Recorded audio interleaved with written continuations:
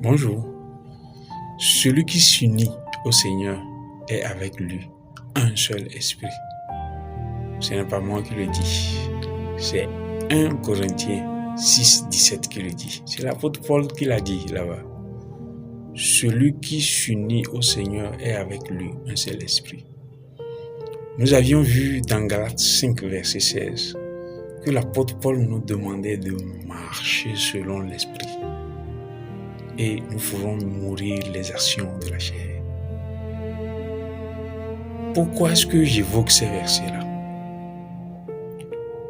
Tu es chrétien. C'est le Seigneur Jésus qui est ton Seigneur. Tu le considères comme ton Seigneur. Et l'apôtre Paul nous dit que lorsque tu le considères comme ton Seigneur, tu es avec lui un seul esprit. Comment on te dit que lorsque tu t'unis au Seigneur Jésus, tu es avec lui un seul esprit et tu ne veux pas savoir de quel esprit il s'agit? Nous devons chercher à connaître l'esprit qui nous anime. Et nous, lorsque tu te dis chrétien, lorsque tu cherches à aller à l'église chaque dimanche, sache que c'est l'esprit du Seigneur Jésus qui est en toi. Tu dois chercher à le connaître. Si tu ne cherches pas à le connaître, c'est que tu n'as pas l'esprit. Tu n'as pas l'esprit. Aujourd'hui, nous voulons vous faire savoir que lorsque tu marches avec l'esprit du Seigneur Jésus, tu dois avoir des résultats.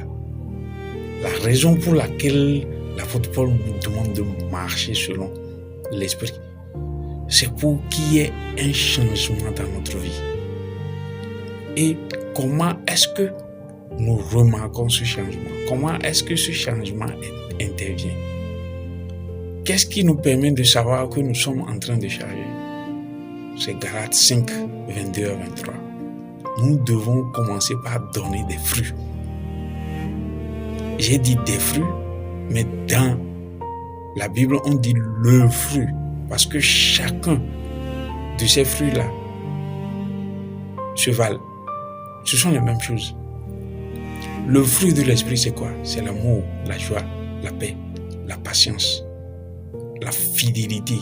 Dans d'autres versions, on dit la foi, la bonté, la bénignité, la maîtrise de soi. Toutes ces choses que je viens de citer, vous les avez déjà. Ça est déjà en vous dès le premier jour que vous avez reçu Jésus. Vous devez maintenant les manifester. C'est le résultat du fait de marcher avec l'esprit. Amen.